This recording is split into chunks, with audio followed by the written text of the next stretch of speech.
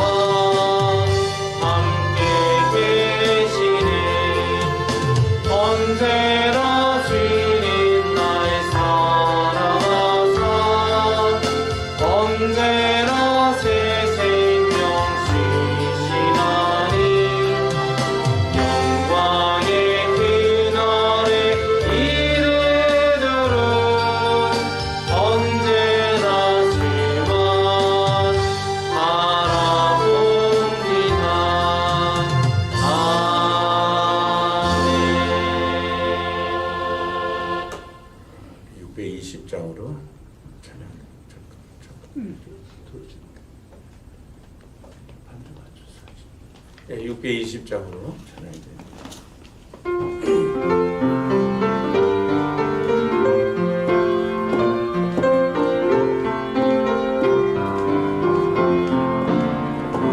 여기에 모인 우리 주의 은총 받은 자여라. 주께서 이 자리에 함께 계심을 아노라. 언제나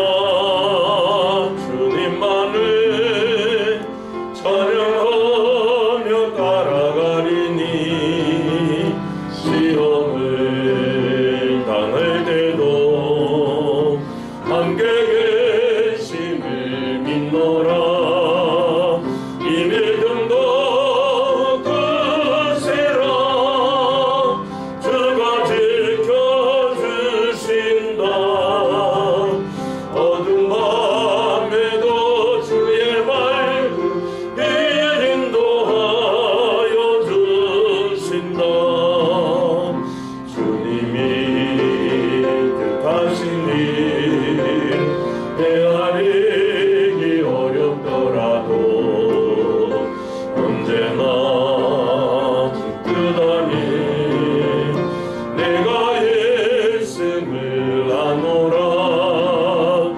사랑과 말씀들이 나를 더 새롭게 하니 때로는 넘어져도 최후 승리를 믿노라. 이 믿음도 굳세라. 주가 지켜주신다. 어두운 밤에도 주의 맑은 믿음도 하여 주신다. 여기에 모인들이 사랑받는 주의 자녀라. 주께서 뜻하신 바 우리 통해 펼치신다. 고통과 슬픔 중에 또 주님 의지하오니 어려움 이겨내고 주님도 찬양하라. 이 자리에서 일어나시겠습니다. 이름도 굳세라. 주가 지켜주신다. 어두운 밤에도 주의 밝은 빛인도 하여 주신다.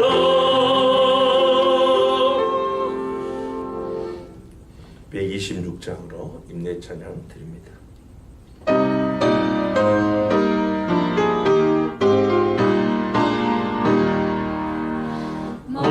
만민들아 다 경배하라. 주 여호와 하나님 경배하라. 만민들아 다 찬양하라. 여호와 하나님 찬양하라.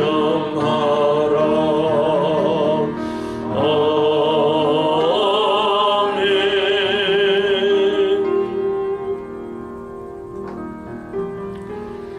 이스라엘은 이제 말하기를 여호와께서 우리 편에 계시지 아니하셨더라면 우리가 어떻게 하였으랴.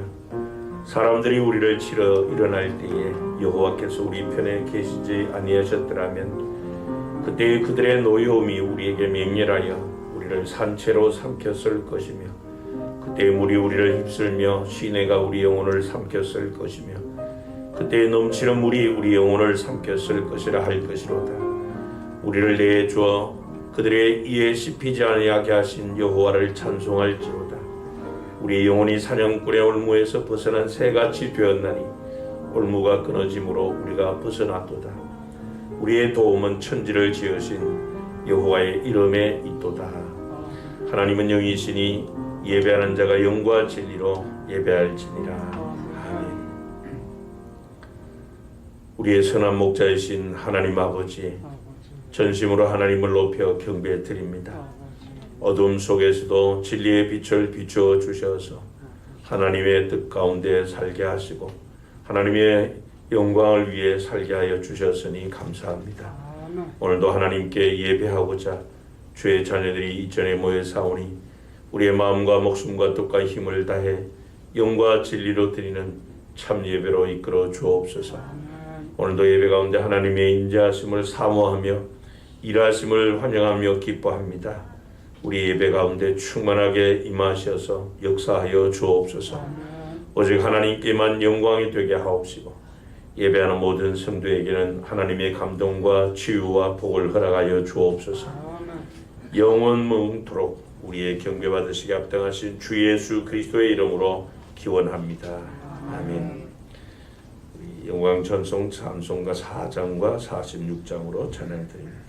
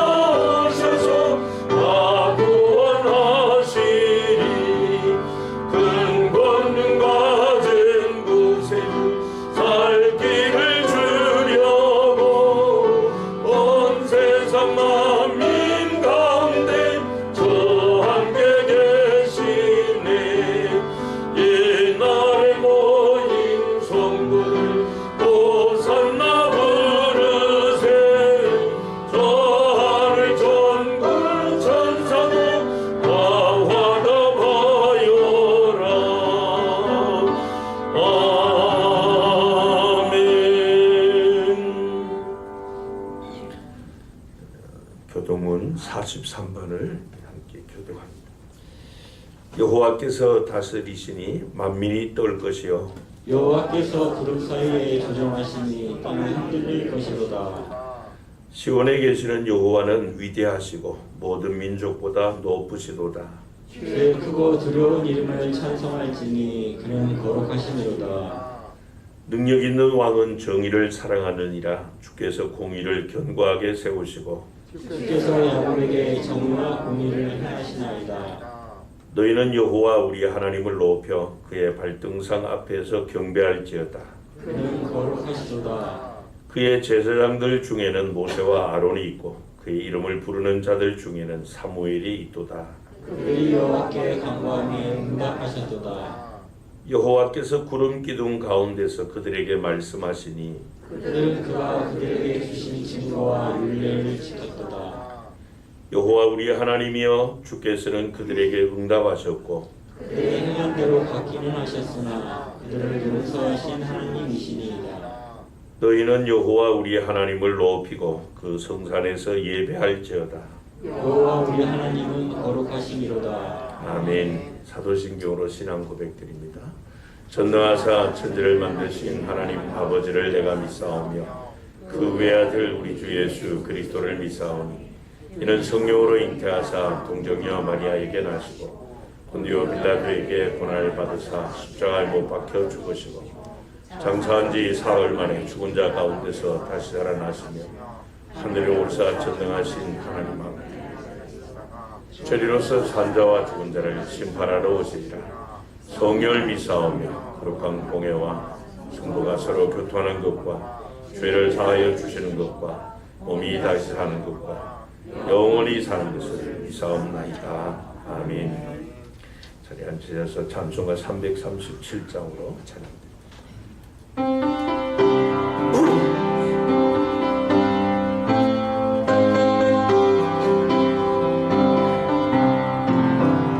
내 모든 시험 무거운 짐 주 예수 앞에 아뢰며 근심에 쌓인 날 돌아보사 내 근심 모두 맡으시네. 무거운 짐을 널러 지고 견디다 못해 쓰러질 때 불쌍히 여겨 구원해 주니 은혜의 주님 오직 예수. 내 모든 괴로움 닥치는 환난 주 예수 앞에 아뢰이며 주께서 죄는 날 구해 주사 넓으신 사랑 베푸시네.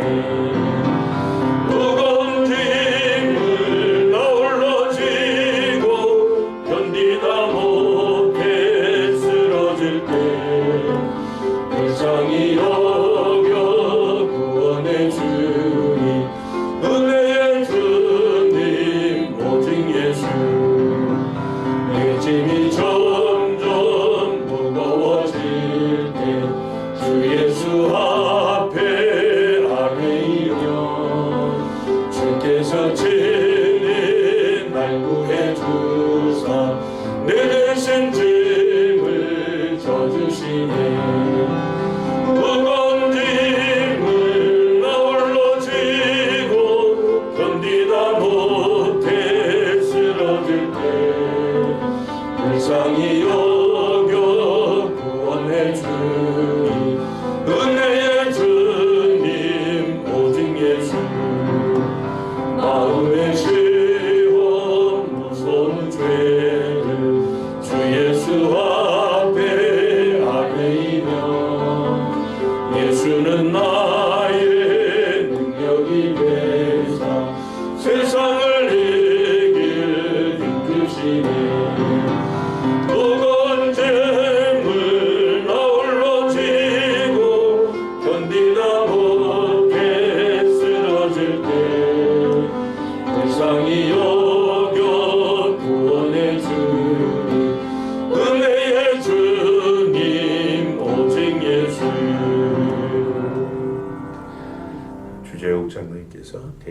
임재해 주시겠습니다. 아멘.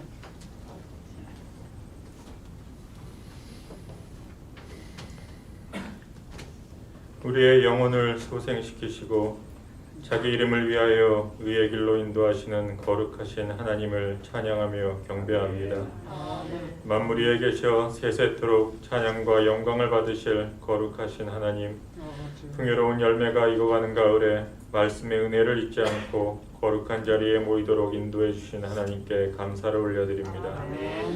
긍휼을 베푸시는 하나님, 우리가 살아가는 이 세상을 보시옵소서. 나라와 나라가 민족과 민족 간 전쟁이 끊이지 않고 있습니다. 수많은 사람들이 두려움과 공포 가운데 하루하루를 보내고 있습니다. 우크라이나에서 벌어지는 끔찍한 전쟁이 중단되기를 기도합니다. 더 이상의 폭력과 억압이 사라지게 하옵소서. 미얀마의 내전은 지금도 계속되고 있습니다. 독재 정권 하에서 고통 가운데 살아가는 미얀마의 국민들을 불쌍히 여겨주시고 민주적인 국가로 변화되는 은혜를 주시옵소서. 우리나라를 사랑하시고 인도하시는 하나님, 주의 지팡이와 막대기로 대한민국을 안위하시고 지켜주시는 하나님을 찬양합니다.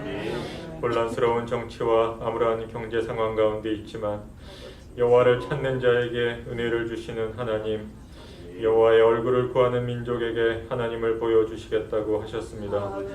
믿음의 자녀들의 기도를 들으시고 곤고와 환난에서 구하시고 이방인들에게 수치를 당하지 않게 하여 주옵소서. 대한민국을 모든 환난에서 구속하시고 세상의 리더 국가로 서게 하여 주옵소서. 특별히 북한 땅에서 대대로 믿음을 이어가는 지하교회 성도들을 지키고 보호하여 주사 끝까지 믿음을 지키는 신앙인으로 살아가게 하시고 남과 북이 믿음 가운데 하나가 되는 은혜를 허락하여 주옵소서. 말씀 가운데 역사하시는 하나님, 우리가 하나님의 말씀을 듣고자 모였습니다. 하나님의 말씀은 살았고 운동력이 있어 좌우에 날선 어떤 검보다도 예리하여 혼과 영과 관절과 골수를 찔러 쪼개기까지 하시며 우리 각자의 마음의 생각과 뜻을 감찰하십니다. 하나님, 때때로 잔잔한 바람처럼 거친 풍랑처럼 우리에게 다가오시는 주의 말씀이 이 시간 우리 모두에게 임하시기를 기도합니다. 모든 성도들에게 각자의 상황과 환경에 가장 적합한 마음과 영의 깊은 곳까지 만져주시는 주님의 말씀을 만나기를 기도합니다. 독산교회를 이 땅에 세우시고 인도하시는 하나님, 우리 교회에 하나님의 충만한 은혜가 부어지기를 기도합니다. 찬양과 말씀이 끊이지 않는 교회가 되어 지역 공동체에 선한 영향력을 전파하는 교회가 되게 하옵소서. 빠르게 변화하는 세상의 문화 속에서 하나님의 가치관을 지킬 뿐만 아니라 주님의 관점에서 이해하고 가르칠 수 있는 지혜와 명철을 주시옵소서. 예배를 인도하시는 김영환 목사님에게 영육간의 강건함과 성령의 지혜를 부어 주시옵소서.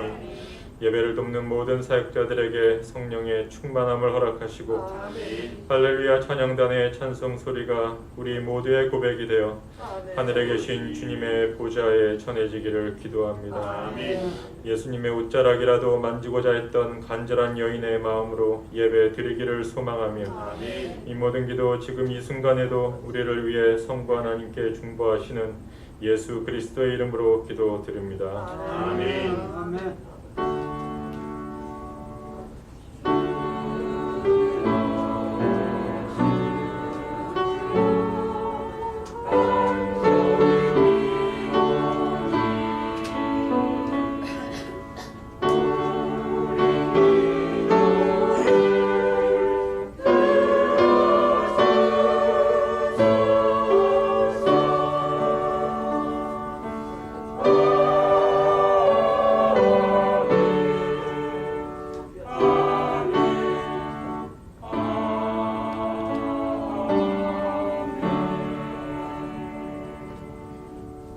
일어나셔서 찬송 1장 찬양하시며 봉헌하시겠습니다.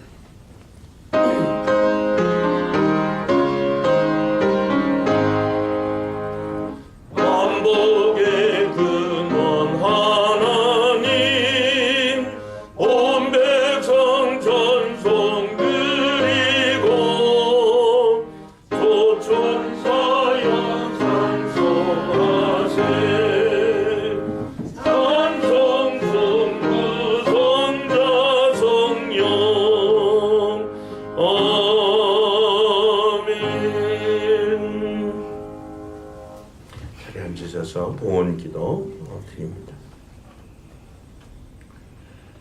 광야 같은 세파 가운데 우리를 그와 같이 버려두지 아니하시고 항상 임마누엘 하시며 우리보다 앞서가셔서 길을 여시고 구름 기둥 불 기둥으로 함께 하시며 삶의 충만한 은혜로 날마다 공급해 주신 좋으신 하나님, 지난 한 주간도 하나님의 보호하심과 또 인도하심과 공급하심에 감사하며 예배드리며 적은 물질이 오나 마음 모아 구별하여 드리오니 주께서 기쁘게 받아 주옵소서. 우리 성도님들의 가정에 창고와 곳간 경영하는 산업, 선호라는 범사에 하나님께서 복을 주셔서 은혜 가운데 살면서도 우리는 하나님의 그 은혜와 사랑을 잊을 때가 많습니다.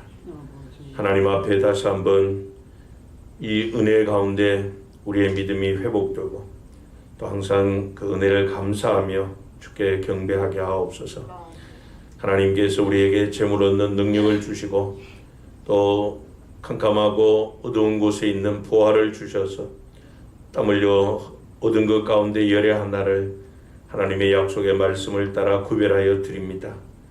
우리 성도님들의 가정에 또 경영하는 산업에 복을 주시고 비록 경제적 어려움이 있는 가운데서라도 새 일을 행하시고 또 놀라운 일을 행하시는 주의 역사하심으로 말미암아 또 창성하고 번성하게 하여 주옵소서. 그리하여 들어가며 나오며 하늘의 복과 땅에 기름진 것들로 충만하게 채워주시기를 소원합니다. 하나님께서 설계하신 성경적 교회 세우고 그 교회의 사명을 다하기 위하여 주님을 사랑하는 마음으로 비전사 등금과 전도 기원금을 드립니다.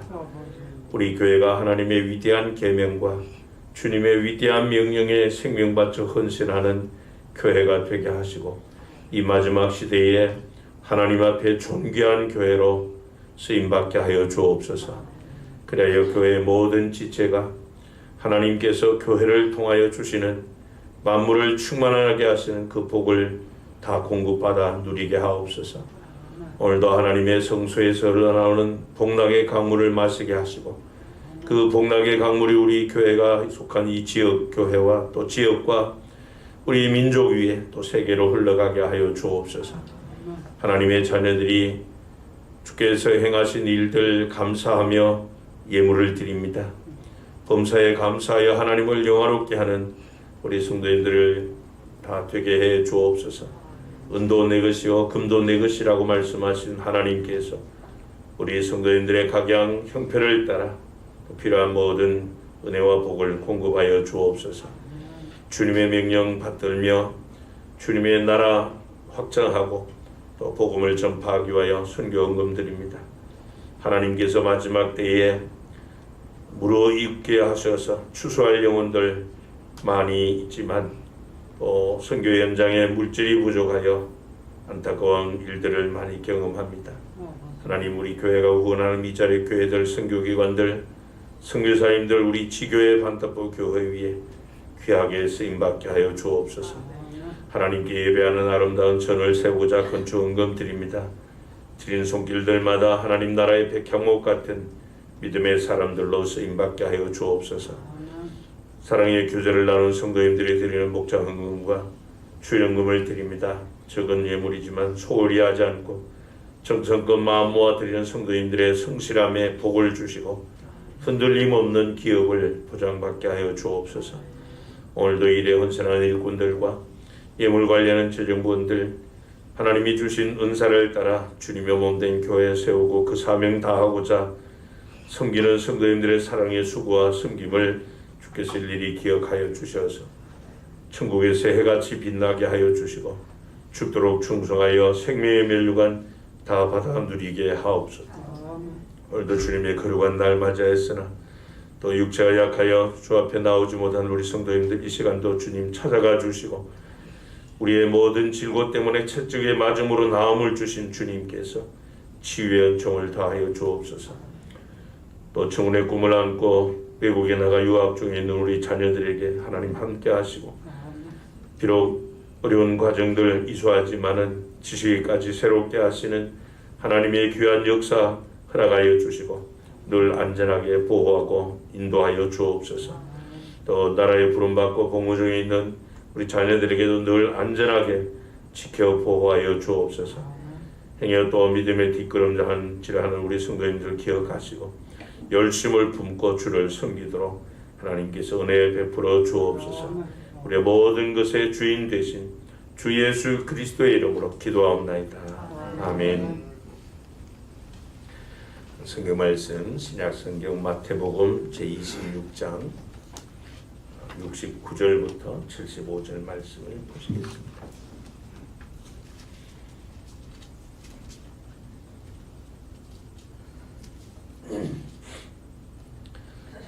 마태복음 26장 69절부터 마지막 75절까지 우리 한 절씩 교독하시겠습니다. 베드로가 바깥들에 앉았더니 한 여종이 나와 이르되 너도 갈릴리 사람 예수와 함께 있었도다 하거늘 베드로가 모든 사람 앞에서 부인하여 이르되 나는 내가 무슨 말을 하였는지 알지 못하겠노라 하며 앞문까지 나아가니 다른 여종이 그를 보고 거기 있는 사람들에게 말하되 이 사람은 나사렛 예수와 함께 있었도다 하며 베드로가 맹세하고 또 부인하여 이르되 나는 그 사람을 알지 못하노라 하더라. 조금 후에 곁에 섰던 사람들이 나와 베드로에게 이르되 너도 진실로 그 도당이라 내 말소리가 너를 표명한다 하거늘 그가 저주하며 맹세하여 이르되 나는 그 사람을 알지 못하노라 하니 곧 닭이 울더라. 75절 같이 읽습니다. 이에 베드로가 예수의 말씀에 울기 전에 내가 3번 나를 부인하리라 하심이 생각나서 밖에 나가서 심히 통곡하니라. 아멘. 할렐루야 찬양대 찬양으로 하나님께 영광 돌립니다.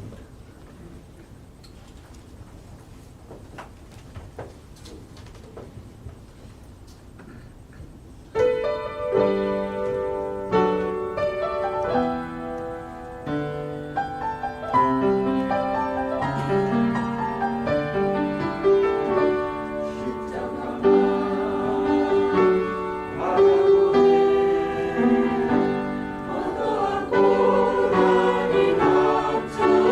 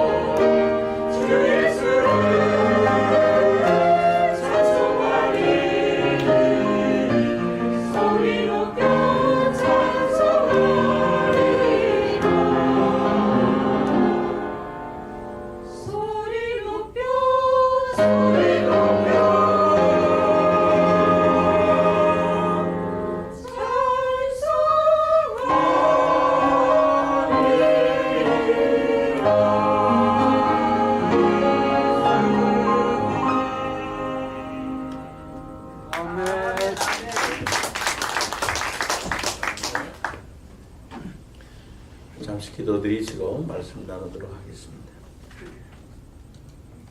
창세전부터 그리스도 예수 안에서 우리 한 사람 한 사람을 택하시고 때가 되어 복음 안에서 우리를 불러 구원해 주시고 예수 그리스도와 함께 하나님 나라를 상속받을 수 있는 하나님의 상속자들이 되게 하신 우리 하나님, 하나님의 그 값없이 주신 은혜로 구원받게 하셨음을 감사합니다.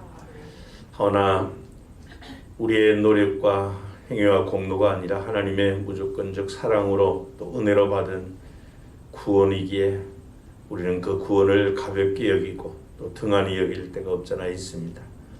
다시 한번 하나님, 우리에게 구원의 선물을 주시고자 하나님께서 지급하신 그 희생의 대가가 어떠함을 바르게 깨달아 그 복음의 능력이 우리의 삶 가운데 그대로 역사하며 하나님 앞에 부름받아가는 그날까지 복음에 합당한 삶을 살 수 있도록 우리를 오늘도 진리의 말씀 위에 굳건하게 세워 주옵소서. 주 예수 그리스도의 이름으로 기도하옵나이다. 아멘. 주일 오후에 오전 시간에 사도행전 말씀을 살펴보게 됐는데요. 오늘은 마태복음을 좀 살펴보게 합니다. 이것은 뭐 연결이 없는 것이 아니고요. 제가 지난 시간에 이 복음은 우리를 죄에서 구원해 주시고 또 하나님 나라에 이르기까지 하는 하나님 천국 가게 하는 구원과 천국 가게 하는 크기에만 해당되는 복음이 아니기 때문에 그 복음은 우리의 그리스도인의 삶 전 영역에 나타나야 되므로 오늘은 이 복음에 대한 말씀을 계속 내용은 같은 내용. 우리가 교회에서 자주 듣는 말이 복음 중심 혹은 또 오직 복음, 복음 전파 이런 이야기들을 많이 듣습니다. 하지만 목사가 계속해서 이 복음에 대해서 말씀을 하고 설교하고 가르치면은 성도인들은 좀 불편해하기도 하고 지루해하기도 하는 그런 경향이 있어요.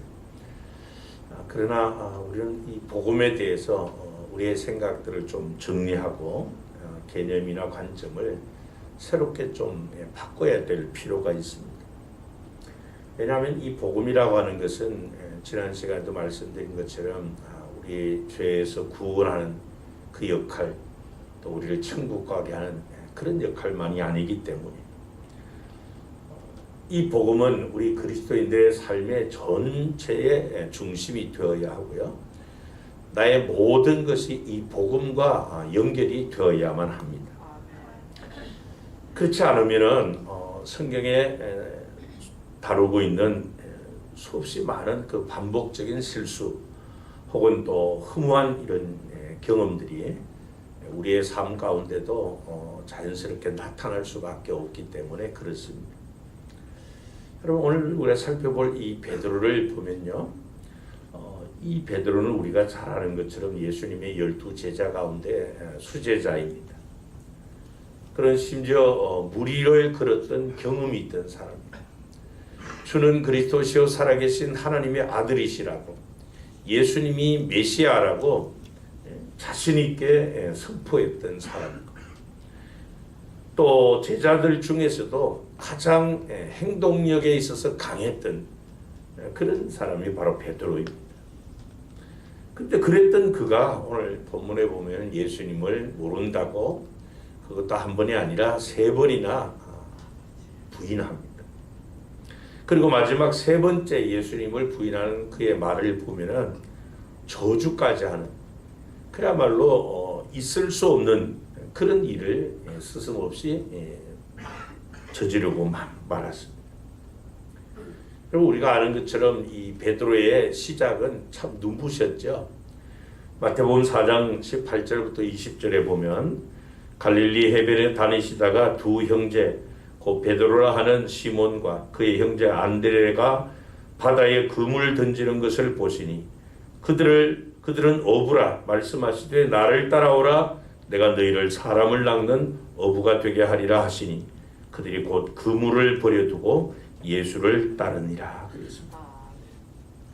예수님께서 갈릴리 호수에서 고기잡이 하던 이 베드로를 보시고 그를 부르십니다. 나를 따라오느라 내가 너희를 사람을 낳는 어부가 되게 하겠다는 그 예수님의 부름 앞에 이 베드로는 자신의 생사가 달려있는 생업인 그 고기잡이 그물을 버려두고 즉시로 예수님을 따라 나섰습니다.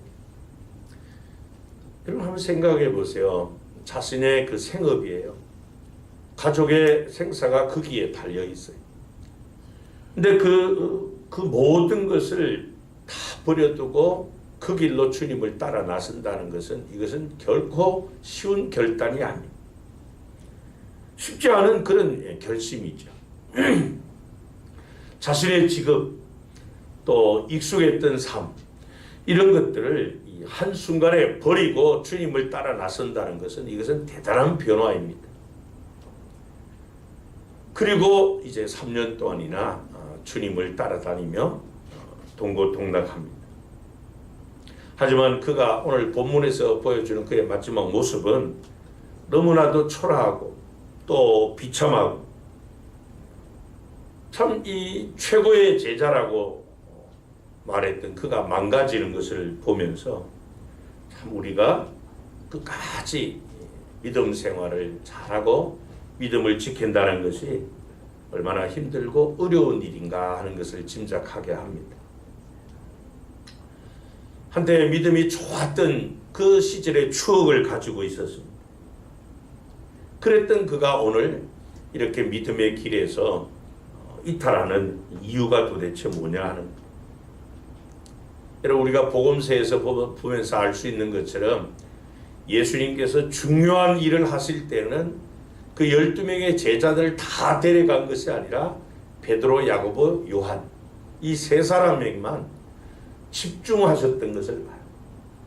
예수님께서 특별하리만큼 이 믿음에 대해서 베드로에게 훈련을 시키셨어요.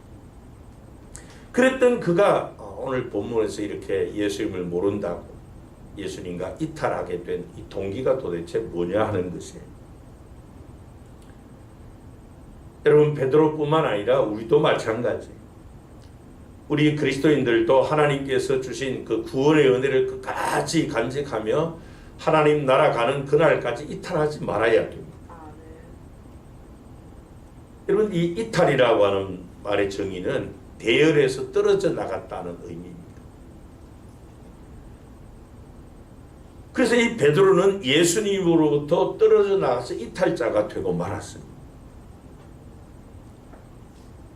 3년 동안이나 자신의 모든 것을 버려두고 주님을 따라 나서서 3년 동안이나 동고동락했던 베드로였는데 그가 마지막 그 시험과 유혹을 이기지 못해서 그만 이탈자가 되고 말았습니다.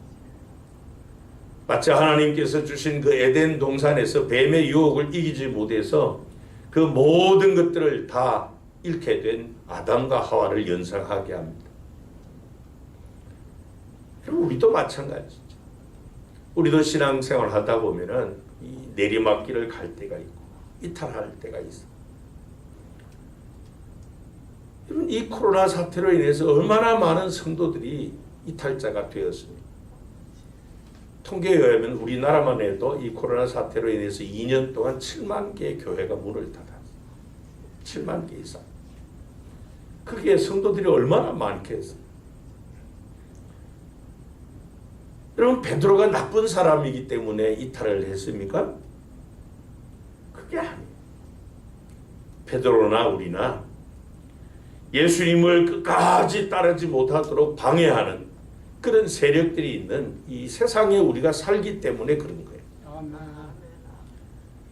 오늘도 이 베드로 같은 이탈자들이 교회 안에 수없이 많이 생기고 있습니다.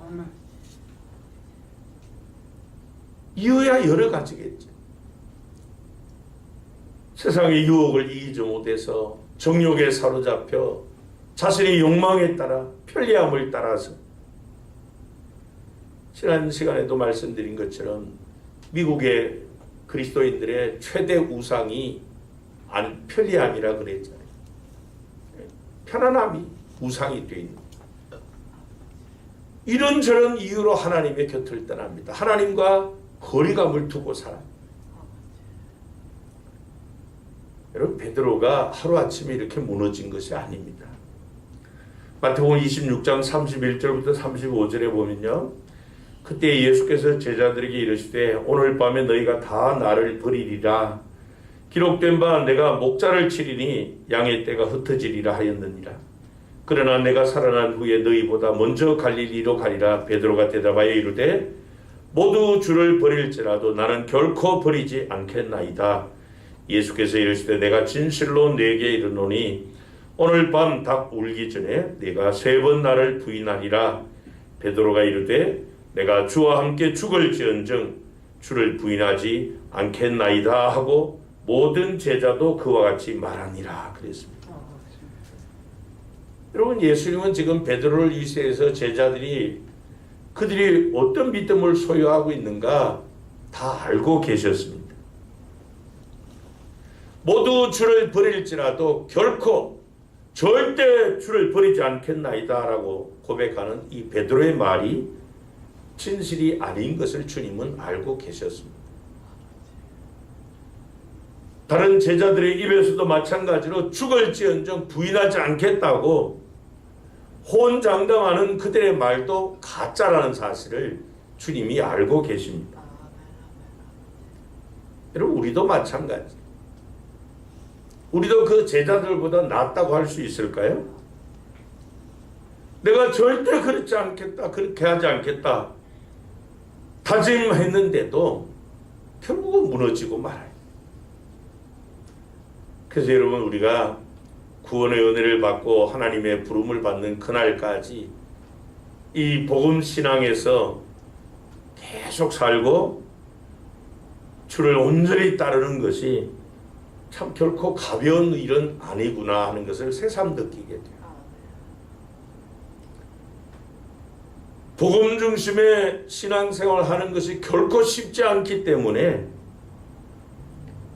그 복음의 능력 가운데서 살고자, 이탈자가 되지 않고자 우리는 그래서 몸부림치는 거 아닙니까?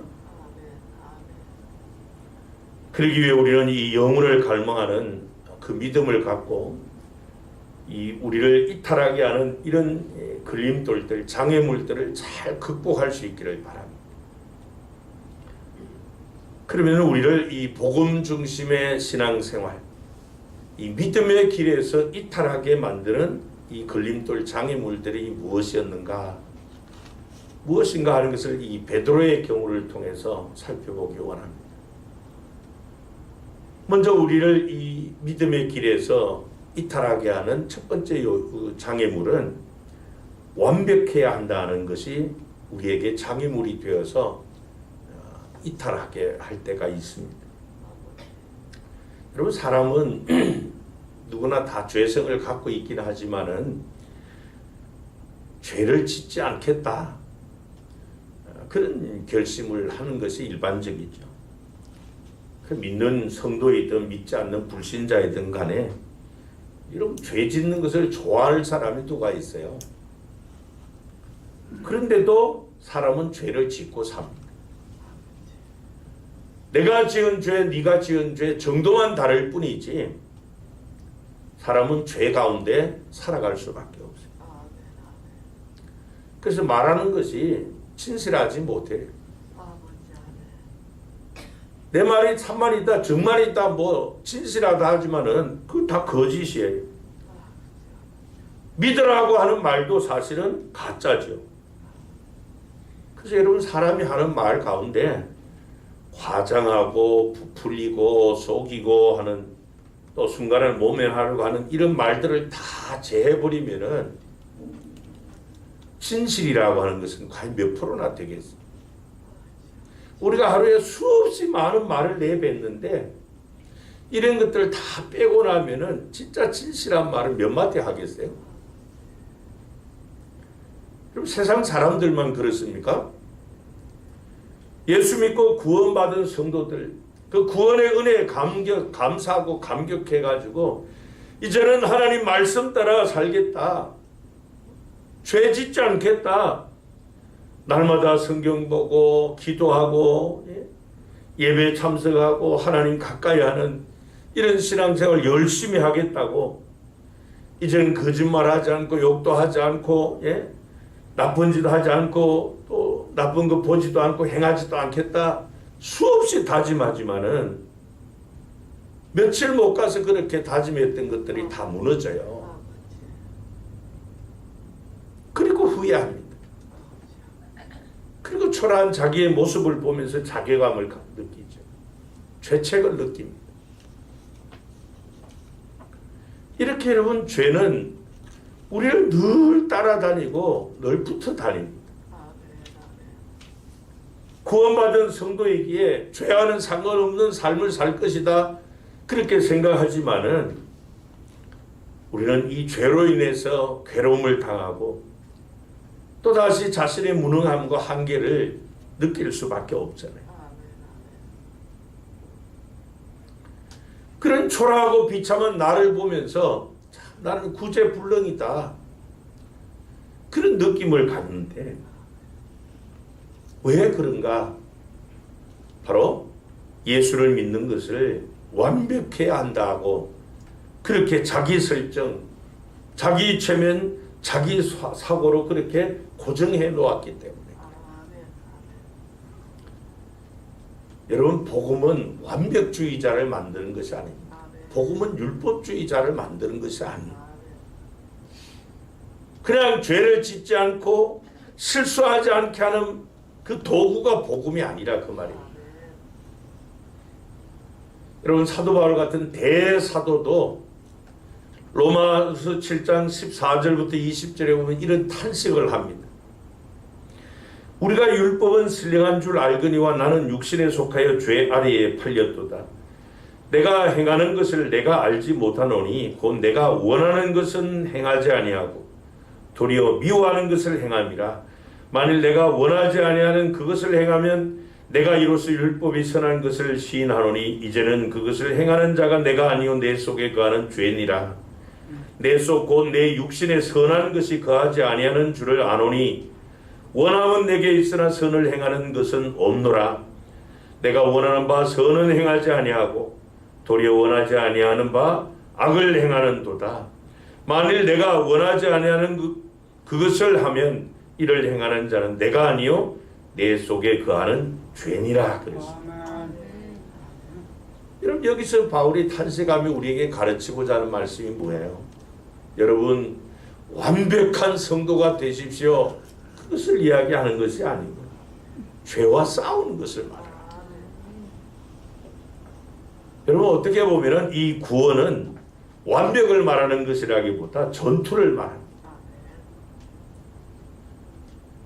그래서 이 구원받은 자의 믿음에서 가장 중요한 믿음이 뭔가 하면은 죄를 짓지 않고 사는 믿음이라기보다도 죄와 싸워서 승리하는 믿음이 더 중요한 거예요. 말씀드린 대로 베드로는 예수님으로부터 처음 부름을 받았을 때 자신의 생업인 그물을 버려두고 주님을 따라 나섰습니다. 3년 동안 예수님으로부터 집중적인 훈련을 받았죠. 그 훈련이 어떤 훈련이었습니까? 우리가 복음서에 보면은 예수님께서 제자들 또 그 가운데서도 베드로, 야고보, 요한에게 집중해서 가르친 훈련이 너희들은 완벽한 사람이 되어야 한다. 그런 훈련이 아니에요. 전부 죄와 싸워서 승리하는 믿음의 사람이 되어야 된다. 그것을 가르쳐 주셨죠. 마태복음 26장 40절 41절에 보면은 제자들에게 오사 그 자는 것을 보시고 베드로에게 말씀하시되 너희가 나와 함께 한 시간도 이렇게 깨어 있을 수 없더냐. 시험에 들지 않게 깨어 기도하라. 마음에는 원이로되 육신이 약하도다. 그렇게 말씀합니다. 여기 보면은 제자들이 주님으로부터 이탈하게 된 이유를 하나 발견할 수 있는데요. 이것은 이제 예수님께서 인류 구속을 위한 십자가의 죽음과 또 고난을 앞에 두고 겟세마네 동산에서 기도하시는 그 배경을 말씀을 하고 있습니다. 예수님은 이때 하나님 앞에 간절히 기도하시는데 마태복음 26장 39절에 보면 내 아버지여 만일 할만하시거든 이 잔을 내게서 지나가게 하옵소서. 그러나 나의 원대로 마시옵고 아버지의 원대로 하옵소서. 여기서 말하는 이 잔이라고 하는 것은 십자가 고난과 죽음을 말합니다. 인성을 가지고 육신을 가지신 예수님이시었기 때문에 십자가의 고난과 죽음을 아십니다. 그래서 원하는 바 사실 이것을 지나가기를 원하지만 그러나 내 원대로가 아니라 아버지의 원대로. 그러니까 예수님의 기도는 하나님의 뜻에 자신을 쳐서 복종시키고자 하는 기도였어요. 이제 잠시 후면은 재판을 받고 십자가 고난과 죽음을 당하셔야 되는 그것을 바라보고 기도하신 주. 이때 주님이 기도하실 때 또 다른 병행 구절에 보면은 이마에서 흐르는 땀방울이 땅에 떨어질 때에 핏방울처럼 되었다 그랬어요. 심혈 기울여서 하나님 앞에 눈물로 통곡하는 그런 기도를 드리고 있는 그 시점에 제자들은 잠을 자고 있었습니다. 육신이 피곤해 있었는지 하여튼 기도하지 않았어요. 그런 제자들을 향해서 주님이 오셔서 하신 말씀은 단 한 말씀입니다. 시험에 들지 않게 깨어 기도하라.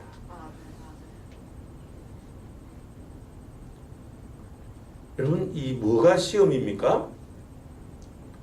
시험은 죄와 싸우지 않는 것이 시험이에요. 종종 교회 출석 안 해서 신방 가면은 미리 성도님이 얘기해, 목사님 저 시험 들었어요. 뭐 그게 자랑거리라고. 뭐 목사님 나 시험 들었어요. 무슨 말이에요? 그게 무슨 의미가 무슨 의미입니까? 죄와 싸우면서 내가 패배했다는 자백 아니에요? 여러분, 베드로가 예수님으로부터 이탈하게 된 것은 그가 완벽주의자가 아니었기 때문이 아니에요. 결정적 순간에 그 죄와 싸울 능력이 없었기 때문에. 에베소서 6장 12절에 보면은 우리의 씨름은 싸움이라 그 말이에요. 혈과 육을 상대하는 것이 아니요 통치자들과 권세들과 이 어둠의 세상 주관자들과 하늘에 있는 악의 영들을 상대함이라. 그러니까 우리 그리스도인들이 싸워야 될 이 싸움은 영적 전투라는 거예요. 왜냐하면 우리가 이 복음 중심의 신앙생활을 하지 못하고 끝까지 하나님 나라 가는 그날까지 주님을 이탈하지 않고 계속 주님과 함께 가는 제자도의 삶을 살게 하는 이것을 막아버리는 악한 영들의 역사가 계속 있기 때문에 그들과 싸움이 계속될 수밖에 없다는 겁니다. 여러분, 복음 중심의 신앙인은 완벽주의자가 되는 게 아닙니다. 복음의 능력이 나의 삶 가운데 중심이 되도록 우리 주님으로부터 그 복음으로부터 이탈하지 않도록 세상의 죄악과 이 유혹과에서 싸워 승리하는 그런 사람이 복음 중심의 신앙생활을 하는 거예요. 두 번째로 이 베드로가 또 우리가 주님으로부터 이탈하게 하는 복음의 길에서 믿음의 길에서 이탈하는 장애물은 과거의 감동을 넘어서지 못하는 것이 때로는 우리에게 걸림돌이 되고 장애물이 되어서 이탈할 때가 있다는 겁니다. 여러분들이 예수를 믿고 구원의 은혜를 받고 지금까지 신앙생활에 오시면서 여러 가지 신앙의 체험들이 있을 거예요. 주관적인 이 신앙 체험이 있는데 그 체험들 가운데는 우리가 잊을 수 없이 그날을 생각만 해도 가슴이 설레고 막 소름이 끼치고 또다시 그냥 마음에 그냥 불붙던 그런 감동이 되는 가슴 벅찬 그런 순간들이 여러분들에게 있을 거예요. 제 개인적인 경험은 막 그 순간은 제 발이 땅에 붙어 있는지 떠 있는지도 모를 정도였어요. 얼마나 막 은혜스러운지. 도저히 지워지지 않는 지울 수 없는 그런 고백이고 경험이죠. 여러분들에게도 있잖아요. 마태복음 14장 28절부터 31절을 봅니다.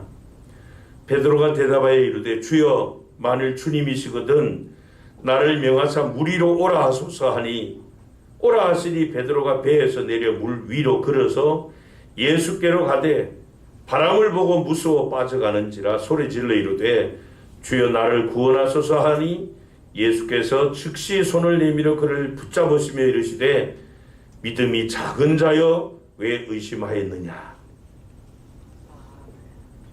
여러분 베드로의 이 신앙 경험은 위대한 겁니다. 누구도 경험하지 못한 물 위를 걷는 경험을 해요. 여러분 사람이 어떻게 물 위를 걸을 수 있어요? 그래서 이 자유주의 신학자들이 예수님이 물 위를 걸어가신 그걸 뭐라고 해석하는지 아세요? 눈에는 보이지 않지만 물속에 수초들이 많이 있었기 때문에 그 수초를 밟고 제자들 앞으로 왔다는 겁니다. 이 자유주의 신학자들까지 그렇게 얘기를 해요. 무슨 말이면 사람이 물 위를 걷는다는 건 불가능한 일이라는 거예요. 근데 베드로가 그것을 경험합니다. 기적 중에 기적이죠, 여러분. 예? 경험 중에 최고의 경험 아닙니까? 이때 여러분 이 베드로의 감정이 어떠했겠어요? 그러나 그 감정이 사라지기도 전에 그는 물속에 빠집니다. 왜요? 30절에 보면은 바람을 보고 무서워 빠져가는지라 그랬어요. 왜 물에 빠졌다고요? 바람을 보고. 바람을 보는 순간 공포에 사로잡힙니다. 무서움에 사로잡힙니다. 그래서 여러분 예수님을 부인하는 이 이탈자가 된 원인을 여기서 우리가 또 하나 찾을 수 있는데요. 자, 여러분 이 베드로는 주님의 말씀에 배에서 발을 내딛어요. 주여 만일 주님이시거든 나를 명하사 물 위로 오라 하소서. 이건 여러분 놀라운 믿음이에요. 주님이 말씀하시면 모든 것이 다 된다라고 하는 주님을 향한 절대 믿음을 가지고 있어요. 여러분 같으면 지금 막 풍랑이 일고 있는 그 배에서 주님이 오셔가지고 야 김집사야 물 위로 오너라 그럼 배에서 발을 내딛겠어요?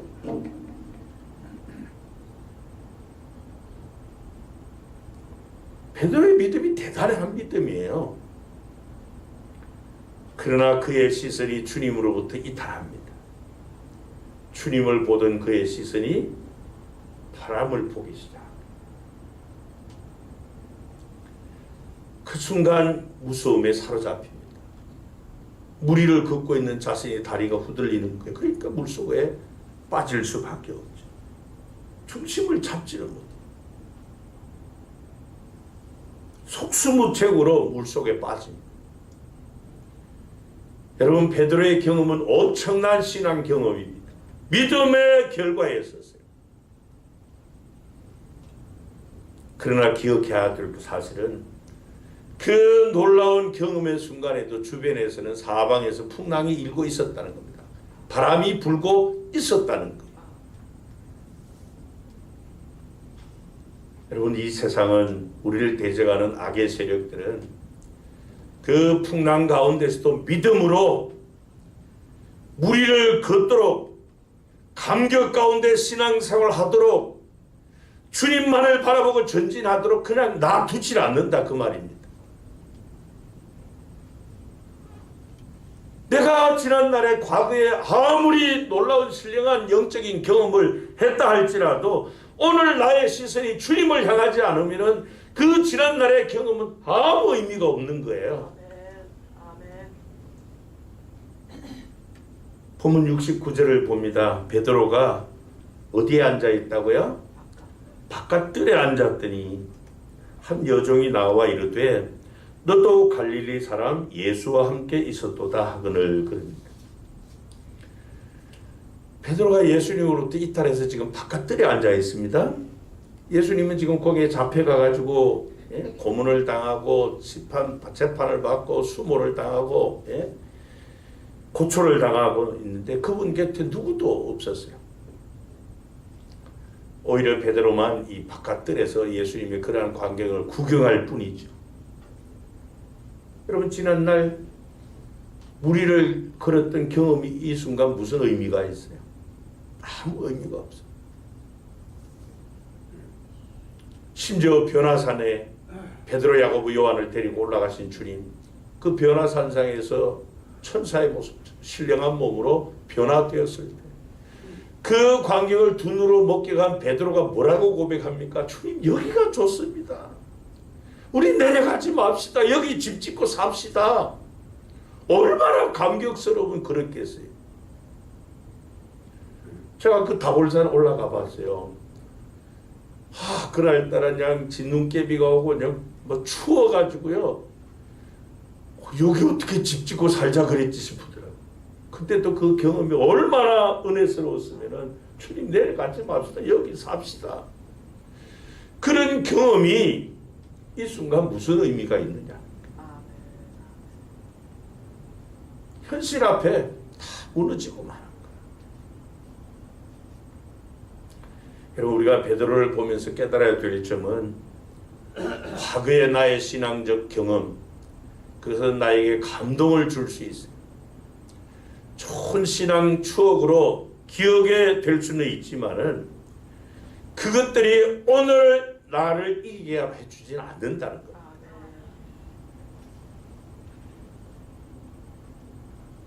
그래서 우리 그리스도인들의 이 삶에 필요한 게 뭔가 하면 경험의 축적이라기보다도 야, 너 지금까지 신앙생활하면서 얼마나 무슨 경험 해봤어? 그 경험의 축적이라기보다도 새로운 경험을 위한 도전이 필요합니다. 자꾸 과거에 경험했던 것, 무슨 소 앞다리 울고 먹듯이 계속 그것만 울고. 여러분 그 경험을 하는 그날도 오늘 우리가 살아 이 시점도 마찬가지로 우리의 주변은 계속해서 이런 바람 저런 바람, 이런 풍랑 저런 풍랑, 이런 문제 저런 문제들이 계속 나에게 다가오고 있어요. 그때 우리의 시선이 주님을 향하지 않으면 지난날 아무리 많은 경험을 해도 아무 유익이 없습니다. 그냥 빠져들어가요. 고린도후서 4장 8절부터 10절을 봅니다. 우리가 사방으로 우겨쌈을 당하여도 쌓이지 아니하며 답답한 일을 당하여도 낙심하지 아니하며 박해를 받아도 버림받지 아니하며 거꾸로 때림을 당하여도 망하지 아니하고 그랬어요. 이건 전부 다 풍랑이에요. 사방으로부터 나에게 불어오는 우겨쌈, 답답한 일, 박해, 거꾸로 때림을 당하는 이것은 전부가 풍랑이에요. 그런데도 우리가 항상 예수의 죽음을 몸에 짊어지면 예수의 생명이 또한 우리 몸에 나타나게 하려 함이라 그렇게 말씀해요. 여러분 우리 그리스도인에게 중요한 것은 과거의 경험보다 더 중요한 게 뭔가 하면은 예수의 생명력이 오늘 나의 몸에 오늘 나의 삶에 나타나는 것이 중요한 거예요. 그럴 때 내가 우겨쌈의 사방에 이런 바람이 불어와도 쌓이지 않고 답답한 일을 당해도 낙심하지 않고 예수의 생명의 이 복음의 능력이 나의 삶 가운데 오늘 나타날 때 박해를 받아도 또 거꾸로 뛰림을 당해도 망하지 않는다. 거기에 빠져들지 않는 거예요. 그 풍랑 가운데서도 주님을 이탈하지 않습니다. 부인하지 않습니다. 이렇게 복음의 능력은 오늘 우리의 삶 가운데 새로운 예수의 생명력이 충만해서 새로운 경험을 하게 하는 거예요. 사도행전 3장 19절에 보면요. 그러면 너희가 회개하고 돌이켜 너희 죄 없애함을 받으라. 이같이 하면 새롭게 되는 날이 주 앞으로부터 이럴 것이요 그랬어요. 이탈자가 되지 않게 하는 비결이기도 하고 이탈자를 다시 회복시켜주는 그런 말씀이기도 해요. 우리가 비록 이탈했을지라도 탈선했을지라도 다른 길을 갈지라도 주 앞에 회개하고 돌아올 때 새롭게 되는 날, 죄로부터 승리하는 날, 복음 중심의 신앙으로 다시 살게 하시는 이런 새로운 경험을 위한 그런 삶을 살게 될 줄로 믿습니다. 마지막 세 번째로 우리를 이 복음신앙 믿음의 길에서 이탈하게 하는 장애물, 걸림돌은 오래된 믿음이 나의 믿음을 보장해 줄 것이라고 하는 그것이 때로는 걸림돌이 되고 장애물이 돼서 우리를 주님으로부터 이탈하게 만듭니다. 여러분, 우리가 자꾸 오해하는 것, 착각하는 것이 뭐 하나 있는 게 뭔가 하면은 내가 믿음 생활을 오래 했기 때문에, 그 말은 무슨 말이에요? 여러 가지 경험도 많이 했고 알 만큼 알고 다 알고, 그렇게 길어지면 자연스럽게 내 믿음은 좋은 믿음, 큰 믿음, 성숙한 믿음, 헌신된 그런 믿음이 그렇게 될 것으로 그렇게 우리는 막연하게 생각을 해요. 그래서 여러분 어느 정도 신앙생활을 좀 오래 하고 나면은 뭐 웬만큼 성경 지식 다 있습니다. 거기다가 교회에서 이제 중요한 직분들 맡아서 또 많이 섬기다 보면은 뭐 웬만큼 이제 익숙해져요. 근데 그것이 나의 믿음을 지켜주거나 향상해 주는 건 아니다는 사실입니다. 물론 여러분, 우리가 신앙생활을 오래 지속하는 것은 귀하고 중요한 일이죠. 그러나 그것이 절대 나를 이탈자가 되게 하지 않는다, 그건 아니다는 거.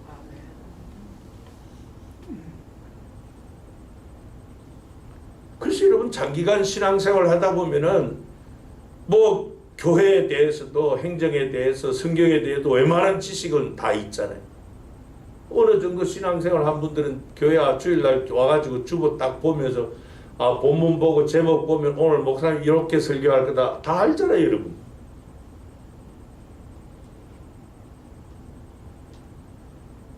그러나 예수님과 내가 어떻게 해야 좀 더 친밀함을, 또 어떻게 해야만 더 주님을 닮고, 어떻게 해야만 하나님의 온전하신 뜻을 따라 살 것인가, 내가 어떻게 하면 예수님을 내 신앙의 중심에 모시고 복음의 중심, 이런 신앙생활을 할 수 있을까, 거기에 대해서는 관심을 별로 갖지 않는다는 겁니다.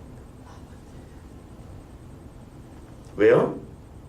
오랜 신앙생활을 하다 보면은 각자 나름대로의 믿음의 성벽을 쌓습니다. 이건 내 성벽이에요. 내 성벽.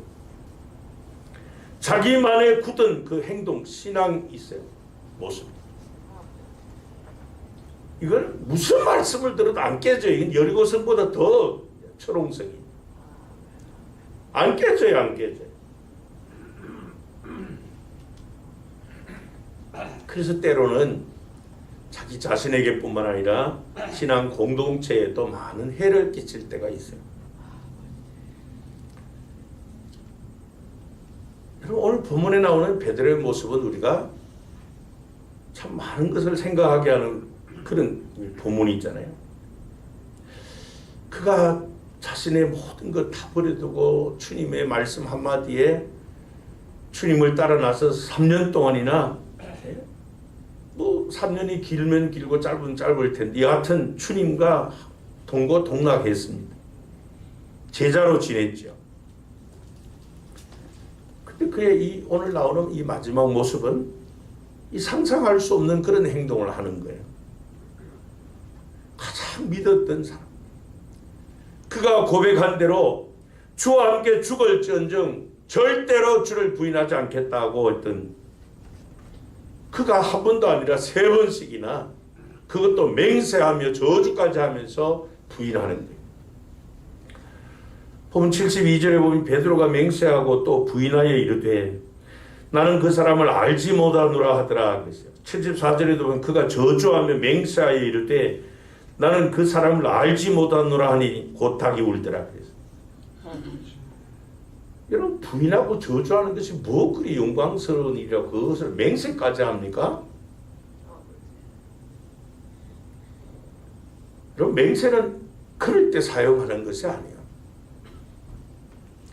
성경에 보면 맹세가 어떨 때 맹세가 나오는가 하면요.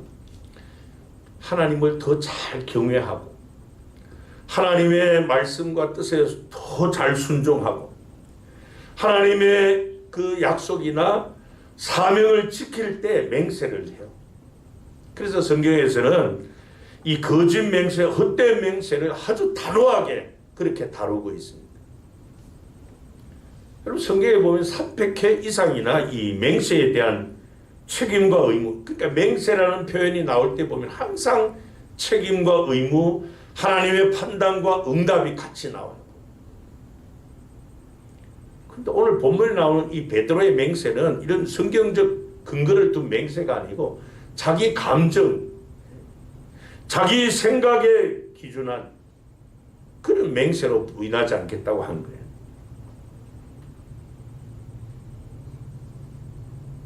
여러분 우리가 신앙에서 이탈자가 되지 않으려면은 이 깊이 생각하고 행동하는 지혜가 필요합니다. 근데 여러분 우리가 복음서에 보면은 베드로나 이 다른 제자들은 주님을 3년 동안 따라다니기는 했지만은 이 주님과의 깊은 관계나 제자들과의 깊은 관계에 대해서는 별로 의미가 없었어요. 관심을 갖지 않았습니다.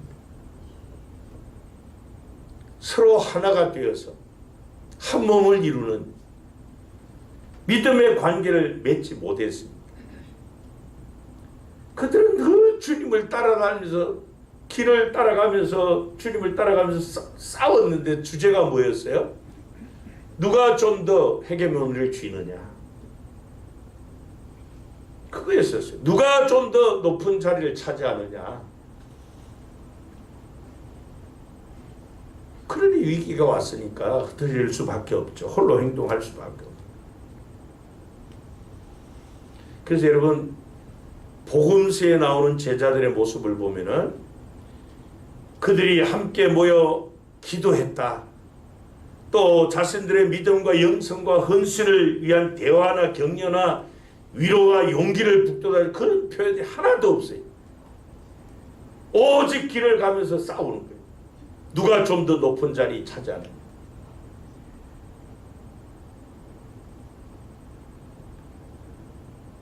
그러니 여러분 이 베드로가 예수님을 부인하고 모른다고 맹세하고 저주하면서 이 주님으로부터 이탈하게 된 것은 바로 이 홀로라고 하는 신앙 때문에 홀로라고 하는 신앙 때문에. 페리노블 목사님이 이런 말씀을 했습니다. 독불장군처럼 혼자 살려고 하면 베드로처럼 넘어진다 그랬어요. 무슨 말씀인가 하면요. 하나님과의 이 수직신앙, 나는 오직 이것만 잘하겠다는 거예요. 그러나 성경은 그게 균형 잡힌 신앙이라고 말씀하잖아요.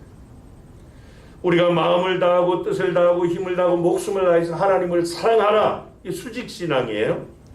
또 그와 같이 내 이웃을 사랑하라. 그렇게 말씀해요.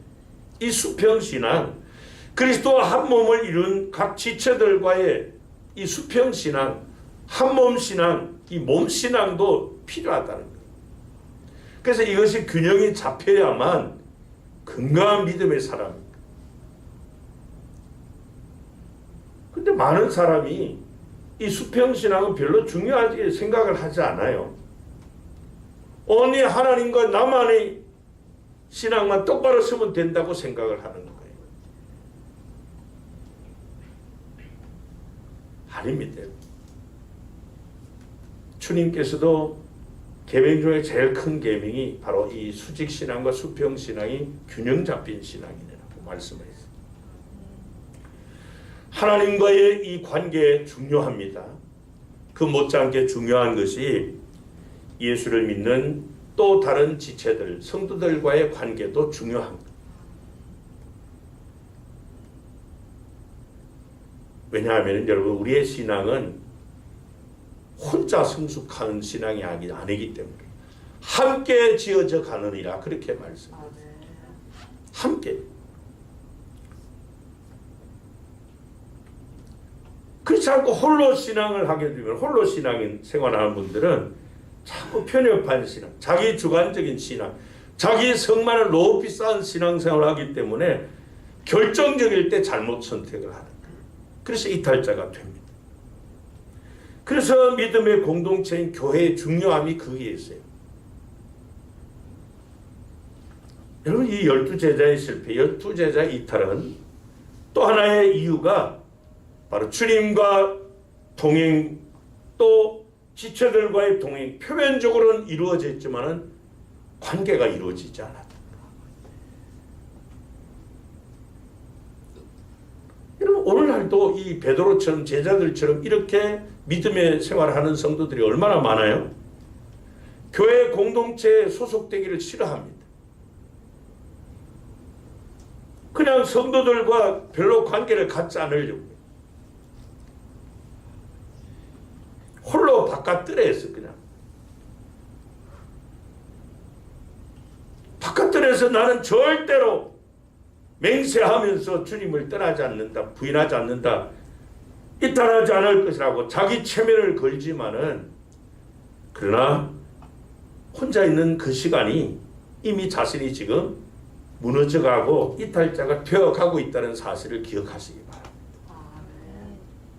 그래서 이브리서 10장 23절부터 25절에 또 약속하신 이는 미쁘시니 우리가 믿는 도리의 소망을 움직이지 말며 굳게 잡고 서로 돌아보아 사랑과 선행을 격려하며 모이기를 피하는 어떤 사람들의 습관과 같이 하지 말고 오직 권하의 그날이 가까움을 볼수록 더욱 그리하자. 여러분 이탈자가 되지 않게 하는 그런 비결이 또 이탈자가 되었을 때 치료해주는 말씀입니다. 먼저 소망을 굳게 잡고 서로 돌아보아 사람과 선행을 격려하고 모이기에 힘쓰는 그런 습관을 가지라는 겁니다. 그렇지 않으면 치명적인 실수를 하게 되는 거예요. 홀로 신앙은 이루어질 수가 없어요. 마태복음 26장 58절에 보면요, 베드로가 멀찍이 어떻게 해요? 멀찍이 예수를 따라 대제사장들의 집들에까지 가서 그 결말을 보려고 안에 들어가 누구와 함께요? 하인들과 함께 앉아있더라. 이렇게 말씀. 예수님과는 어떻게 해요? 거리가 멀찍이. 하인들과는 함께.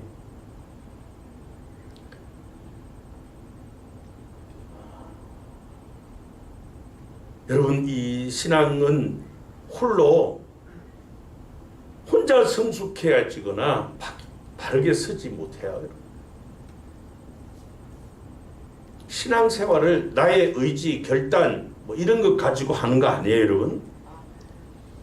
그래서 교회 공동체가 필요한 겁니다. 그럼 마귀는 우리가 첫째로 하나님과 나 사이에 수직 신앙을 갖지 못하게 만들어요. 그런데도 그래도 좀 깨어있고 하는 분들은 나는 어떤 상황에서도 하나님과 나의 관계만은 내가 올바로 가지겠다. 그런 마음을 가지고 신앙생활하는 사람 두 번째 제 이탈이 뭔가 하면은 이 수평 신앙을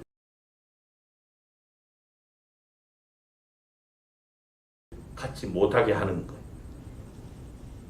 성도들과의 친밀한 관계를 갖지 못하게 만들어요.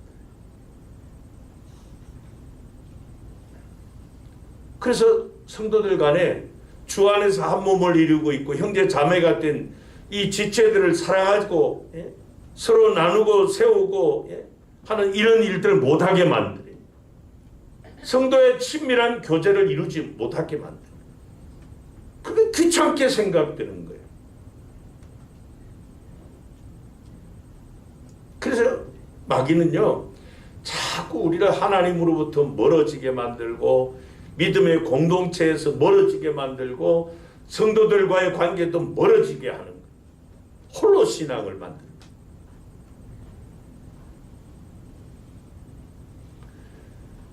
여러분 홀로 신앙생활하는 이 이탈자의 아픔과 고통을 한번 보세요. 마지막 75절을 같이 읽습니다. 시작.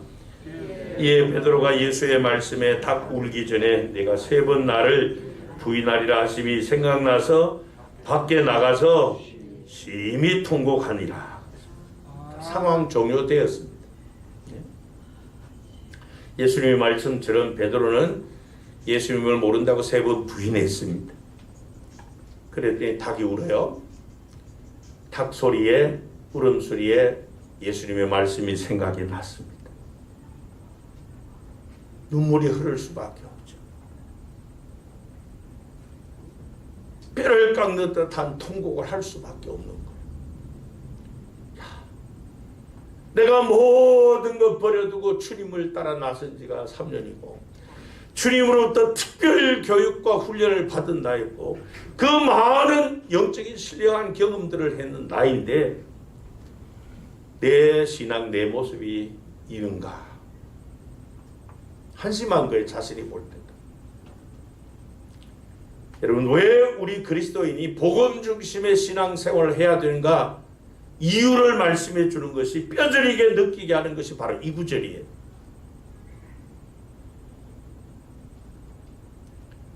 여러분 우리라고 베드로처럼 이탈자가 되지 말라는 그런 뭐가 있습니까? 우리에게도 마찬가지로 이탈자의 가능성이 있어요. 여러분들이 처음 복음을 접하고 평생을 예수 위에 살겠노라고 주님을 위해 드릴 것 없다면 이 몸이라도 바치겠다고 얼마나 다짐하고 다짐했어요. 그때 불타는 열정이 과연 여러분들을 오늘도 지키고 있습니까?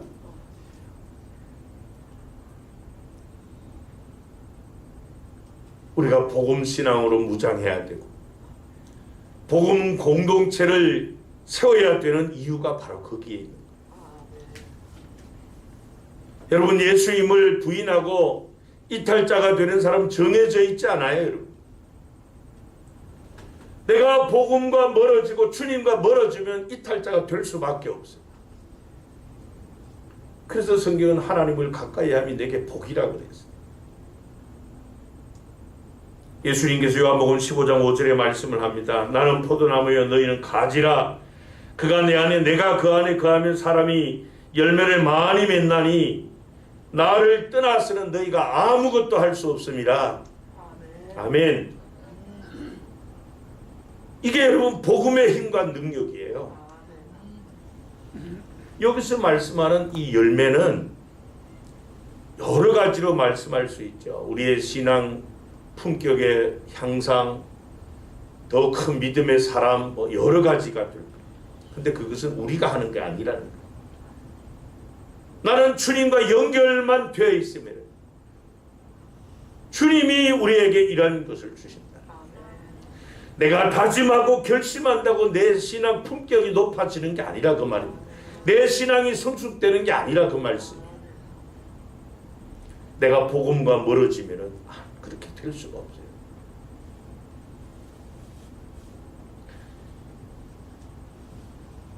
그래서 여러분 우리가 처음 이 시작이 어떠했든지 간에 또 내가 지금까지 신앙생활을 하면서 어떤 신앙 경험이 있었든지 간에 중요한 것은 오늘 나의 신앙, 그게 중요합니다. 나를 움직이게 만드는 것이 과연 이 복음의 능력인가 하는 것입니다. 이 복음이 나의 모든 삶의 전 영역과 연결이 되어 있는가 하는 것입니다. 과연 나의 신앙은 지금도 주님을 향하고 있는가, 그게 중요한 거예요. 기도하시겠습니다. 하나님 아버지, 아무런 소망 없는 우리, 저 영원한 지옥 형벌을 향해 치닫는 우리에게 하나님의 그 값없이 주신 사랑의 원자탄인 복음을 주셔서 우리를 사망에서 영원한 지옥 형벌에서 구원해 주시고 영원한 산 소망 주시며 하나님 자녀 삼고 나는 나라 백성 삼아 주셨으니 감사합니다. 이러한 일들을 우리에게 행하시고자 죄 없으신 하나님께서 인간의 몸을 입고 이 땅에 오시고 우리가 받아야 될 죄의 형벌을 십자가에서 대신 받으시고 또 그 능력으로 사망의 권세를 이기시고 부활하심으로 그 복음의 능력으로 말미암아 우리에게 이 같은 일들이 일어났나이다.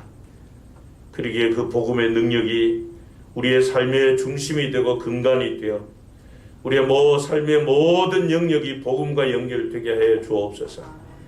그래서 우리의 시작이 그럴 뿐 아니라 우리의 진행도 우리의 마지막까지도 언제나 주님과 함께하며 복음의 중심이 되어서 비록 우리 주변에 아무리 큰 이런 풍랑이 불어온다 할지라도 그것 때문에 무너지거나 이탈자가 생기지 않게 하여 주옵소서.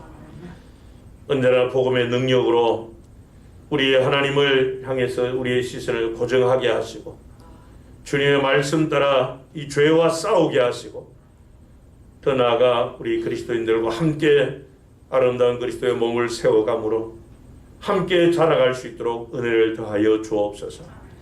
하나님 아버지, 지난날 우리의 경험이 어떠하든지 오늘 나의 시선이 과연 주님을 향하고 있는지 주님과의 이 거리감을 느끼지는 않는지 내가 지금 이탈자가 되어가고 있지는 않는지 다시 한번 경성하는, 그래서 회개하고 돌이켜 주님을 가까이하며 복음의 능력으로 살아갈 수 있도록 다시 한번 복음신앙으로 우리를 굳건하게 세워 주옵소서. 주 예수 그리스도의 이름으로 기도합나이다. 아멘.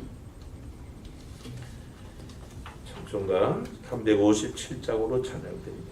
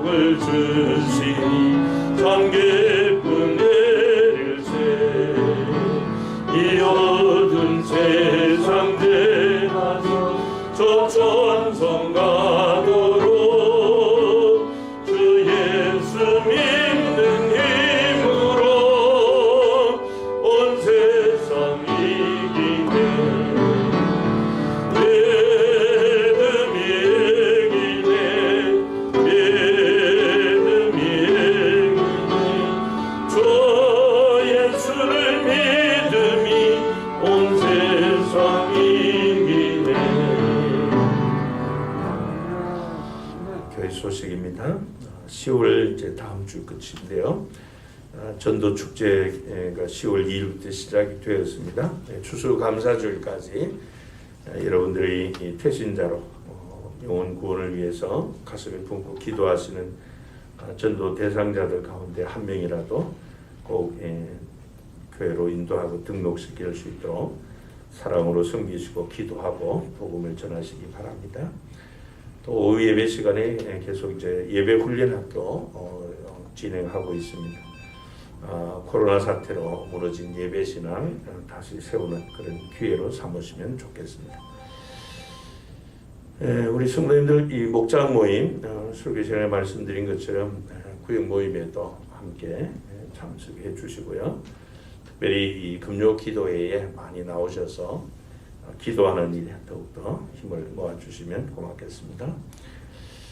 이렇게 등록하신 분이 계신데요. 김광용 선생님, 구로구 가마산로 계십니다. 예, 오셨네. 자리 잠깐 오셔서 예, 감사합니다. 교회에서 드린 조그마한 소분 한번 기도 한번 하시겠습니다. 하나님, 우리를 하나님께서 부르지 아니하신다면 누구도 하나님 앞으로 나올 자가 없다고 하셨습니다. 교회 형제님 함께 또 예배하며 또 주 앞에 경배하게 하시니 감사합니다. 주님께서 감동 주셔서 또 귀한 발걸음 우리 교회로 인도하여 주셔서오니 그 발걸음에 복을 다하시고 또 천성까지 향하는 그런 걸음 되게 하시고 귀한 형제님의 이름을 하나님의 생명책에 기록하여 주셔서 하나님 앞에서는 그날까지 늘 성령께서 내주하시고 천군 천사로 호위하여 주옵소서. 우리 함께 신앙생활하며 함께 믿음이 자라갈 수 있도록 은혜를 더하여 주옵소서. 예수님 이름으로 기도합나이다. 아멘. 우리 다시 한번 환영하며 감사합니다. 우리 앞뒤에 좌우에 있는 분들과 함께 지난주에 인사한 것처럼 기도하자 만나자 데려오자 인사하시겠습니다. 예. 다 일어나셔서 찬송을 358장 파송 찬송 1절 힘차게 부르고 우리 삼행선언을 먼저 하겠습니다. 우리는 시작. 우리는 함께 열정으로 예배하고 사랑으로 교제하고 믿음으로 전도하고 열심으로 훈련하고 기쁨으로 사역한다. 아멘.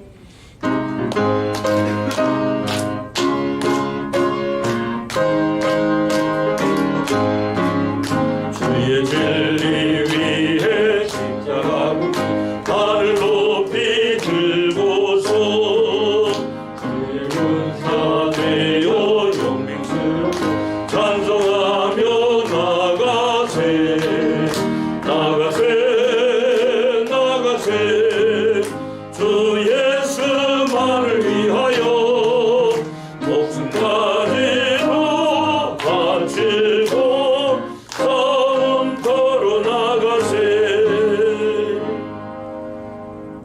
지금은 우리를 위하여 하늘 영광 보좌를 부리시고 죄 없으신 몸으로 십자가의 대속의 저주의 죽음을 당하심으로 우리에게 영원한 생명 주신 우리 주 예수 그리스도의 은혜와 또 우리를 위해 독생자까지 아낌없이 내어주신 하나님 아버지의 그 놀라우신 사랑하심과 복음의 능력 가운데서 예수의 생명이 우리의 몸의 삶이 나타나도록 강권하시는 성령 하나님과의 교통하시는 역사하심이 오늘 사도 베드로를 통하여 주신 귀한 교훈의 말씀 따라 끝까지 주님 앞에 부름받는 그날까지 복음 중심의 신앙생활하는 가운데 예수 십자가 복음의 능력 가운데 살기를 소원하여 다시 한번 다짐하며 순종하고 마음먹는 우리 모든 성도들과 성도님들의 가정과 격려하는 산업과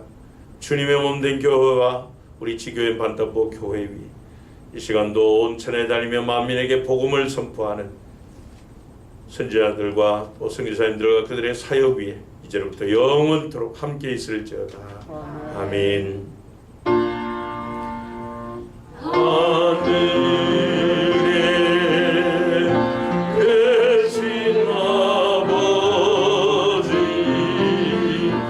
이름 거룩하사